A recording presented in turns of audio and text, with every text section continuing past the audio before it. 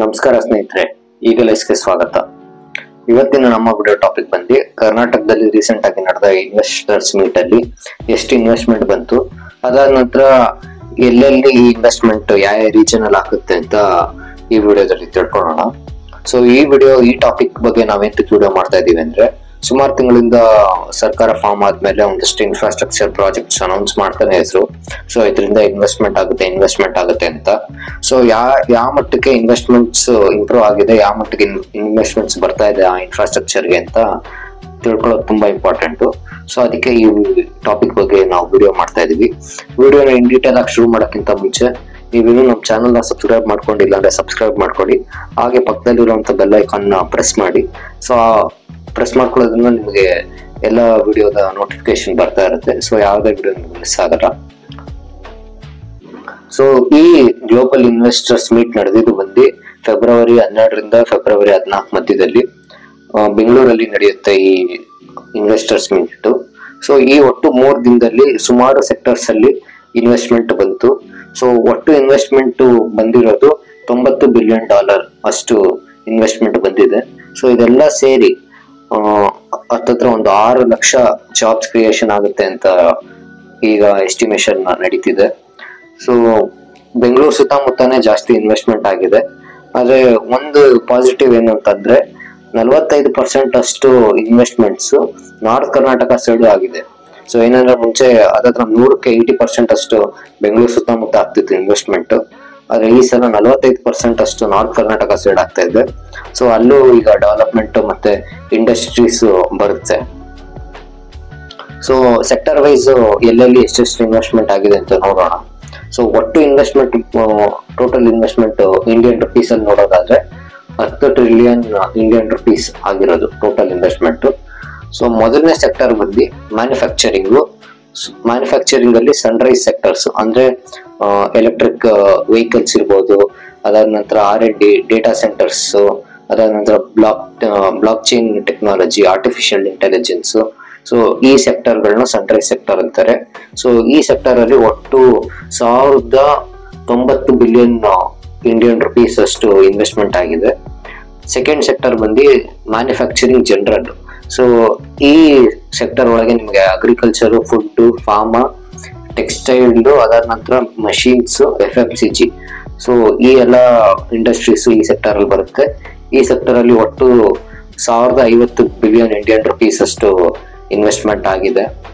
ಅದಾದ ನಂತರ manufacturing core ಅಂದ್ರೆ ಇಲ್ಲಿ ಐರನ್ ಅಂಡ್ ಸ್ಟೀಲ್, ಸಿಮೆಂಟ್ ಇತ್ಯಾದಿ ಇಂಡಸ್ಟ್ರೀಸ್ ಎಲ್ಲ ಬರುತ್ತೆ ಈ ಸೆಕ್ಟರ್ ಅಲ್ಲಿ. ಇಲ್ಲಿ ಒಟ್ಟು 1598 ಬಿಲಿಯನ್ ಇಂಡಿಯನ್ ರುಪೀಸ್ ಅಷ್ಟು ಇನ್ವೆಸ್ಟ್ಮೆಂಟ್ ಆಗಿದೆ.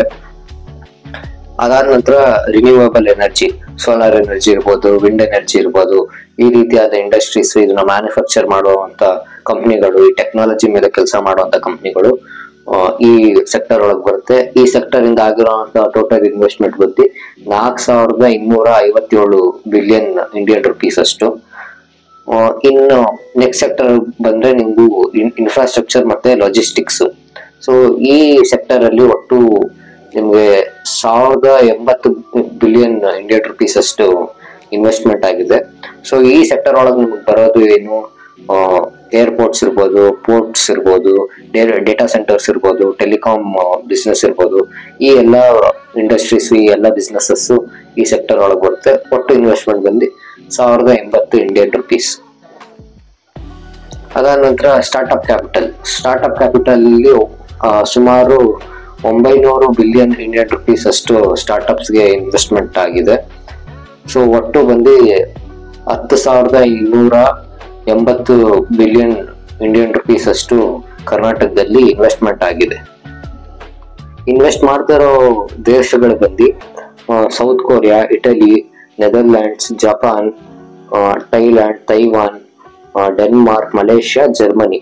ಈ ದೇಶಗಳು ಮೇಜರ್ ಇನ್ವೆಸ್ಟ್ಮೆಂಟ್ಸ್ ನ ಕರ್ನಾಟಕದಲ್ಲಿ ಮಾಡ್ತಾ ಇದೆ. ಸೊ ಯಾವ ಕಂಪ್ನಿಗಳು ಎಷ್ಟೆಷ್ಟು ಇನ್ವೆಸ್ಟ್ಮೆಂಟ್ ಮಾಡಿದ್ದಾರೆ ಅಂದ್ರೆ, ಹೆಚ್ಚಾಗಿ ಇನ್ವೆಸ್ಟ್ ಮಾಡಿರುವಂತ ಕಂಪ್ನಿಗಳು ಯಾವುದು ಅಂತ ನೋಡೋಣ.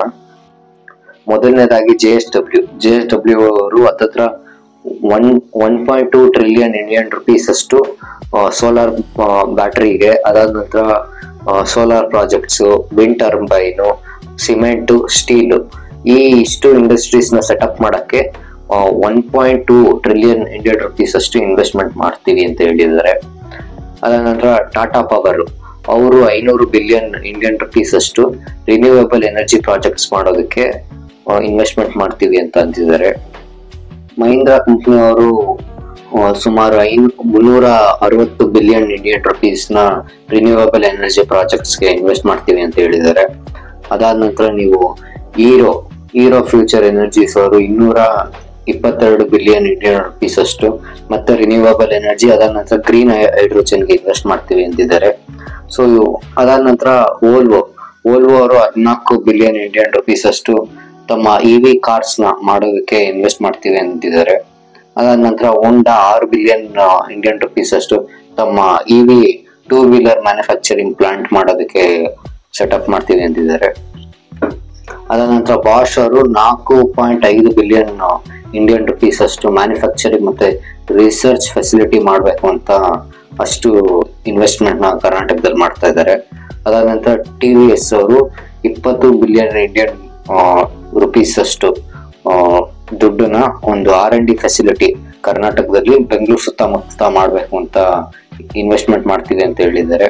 ಅದಾದ ನಂತರ ಅಲ್ಟ್ರಾಟೆಕ್ ಸಿಮೆಂಟ್ ಅವರು 45 ಬಿಲಿಯನ್ ಇಂಡಿಯನ್ ರುಪೀಸ್ ಅಷ್ಟು ತಮ್ಮ ಸಿಮೆಂಟ್ ಪ್ರೊಡಕ್ಷನ್ ಯೂನಿಟ್ ಸೆಟಪ್ ಮಾಡೋದಕ್ಕೆ ಇನ್ವೆಸ್ಟ್ ಮಾಡ್ತೀವಿ ಅಂತ ಅಂತಿದ್ದಾರೆ.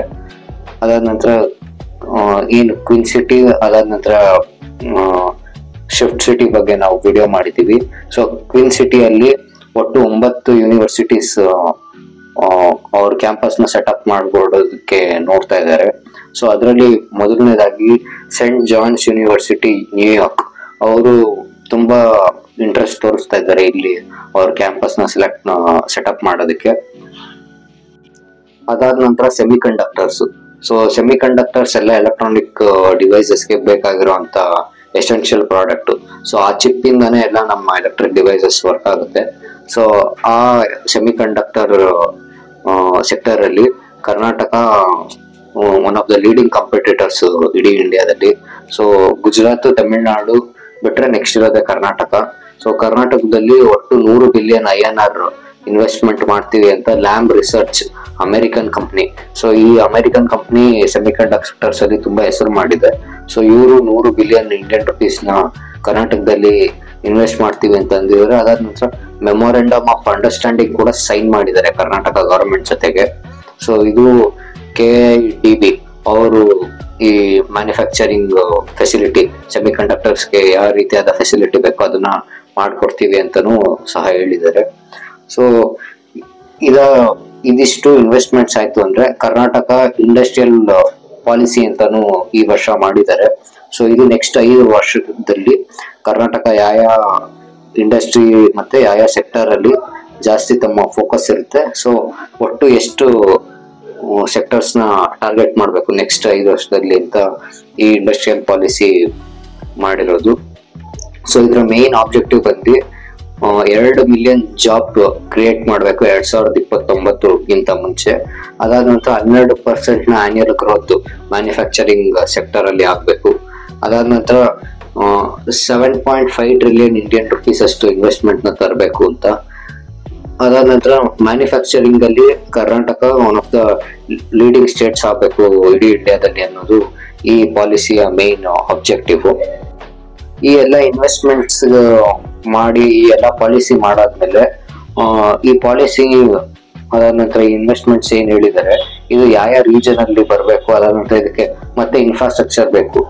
ಆ ಕಾರಣಕ್ಕೋಸ್ಕರ ಕರ್ನಾಟಕ ಸ್ಟೇಟ್ ಗವರ್ಮೆಂಟ್ ಒಟ್ಟು 12 ಹೊಸ ಇನ್ವೆಸ್ಟ್ಮೆಂಟ್ ಝೋನ್ ಮಾಡ್ಬೇಕು ಅಂತ ಪ್ಲಾನ್ ಮಾಡ್ತಾ ಇದ್ದಾರೆ.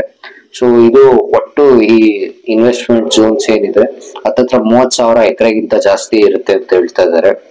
ಸೊ ಮೊದಲನೇದಾಗಿ ಅಡ್ವಾನ್ಸ್ ಫಾರ್ಮ್ ಪಾರ್ಕ್ ಕೋಲಾರದಲ್ಲಿ, ಅದಾದ ನಂತರ ಸೋಲಾರ್ ಸೆಲ್ ಪಾರ್ಕ್, ಅದಾದ ನಂತರ ಫುಡ್ ಪಾರ್ಕ್ ವಿಜಯಪುರದಲ್ಲಿ, drone park in Chitradurga, EV clusters in Dharwad and Chikkaballapur. So ಇದಿಷ್ಟು ಅನೌನ್ಸ್ ಮಾಡಿರೋದು. ಅದಾದ ನಂತರ ಸ್ಟಾರ್ಟ್ಅಪ್ ಪಾರ್ಕ್ ಇನ್ ಹುಬ್ಬಳ್ಳಿ, ಅದಾದ ನಂತರ 1200 ಎಕರೆಯ industrial park in Vijayapura. So ಇದಿಷ್ಟು KIDB ಬೆಂಗಳೂರಿನ ಹೊರತುಪಡಿಸಿ ಬೇರೆ ಡಿಸ್ಟಿಕ್ ಗಳಲ್ಲಿ ಬೇರೆ ಏನು ಇವಾಗ ರೀಜನ್ಗಳಲ್ಲಿ ಮಾಡಿರುವಂತ ಇನ್ವೆಸ್ಟ್ಮೆಂಟ್ ಝೋನ್ಸ್, ಅಲ್ಲಿ ಮಾಡ್ತಾ ಇರುವಂತ ಇನ್ಫ್ರಾಸ್ಟ್ರಕ್ಚರ್ ಪ್ರಾಜೆಕ್ಟ್, ಈ ಇನ್ವೆಸ್ಟ್ಮೆಂಟ್ಸ್ ನ ಅಲ್ಲಿ ತರೋದಕ್ಕೆ. ಸೊ ಇದು ಇವತ್ತಿನ ವಿಡಿಯೋ. ಈ ವಿಡಿಯೋ ನಿಮ್ಗೆ ಇಷ್ಟ ಆಗಿದ್ರೆ ಲೈಕ್ ಮಾಡಿ, ಶೇರ್ ಮಾಡಿ. ಅದಾದ ನಂತರ ನಮ್ಮ ಚಾನಲ್ ಅಲ್ಲಿ ನೀವು ಎಕ್ಸ್ಕ್ಲೂಸಿವ್ ಮೆಂಬರ್ ಆಗಬೇಕು ಅನ್ನೋದಾದ್ರೆ ಮೆಂಬರ್ಶಿಪ್ ಆನ್ ಆಗಿದೆ. ಸೊ ನೀವು ತಿಂಗಳಿಗೆ 29 ರೂಪಾಯಿ ಕೊಡೋದ್ರಿಂದ ನೀವು ನಮಗ್ ಸಪೋರ್ಟ್ ಕೂಡ ತೋರಿಸ್ಬೋದು. ಅದಾದ ನಂತರ ನೀವು ಮೆಂಬರ್ ಆಗೋದ್ರಿಂದ ನೀವು ಎಕ್ಸ್ಕ್ಲೂಸಿವ್ ಆಗಿ ನಮ್ಮ ಜೊತೆ ಕನೆಕ್ಟ್ ಕೂಡ ಆಗ್ಬೋದು. ಇದು ಇವತ್ತಿನ ವಿಡಿಯೋ. ಮುಂದಿನ ವಿಡಿಯೋದಲ್ಲಿ ಸಿಗೋಣ. ಧನ್ಯವಾದ.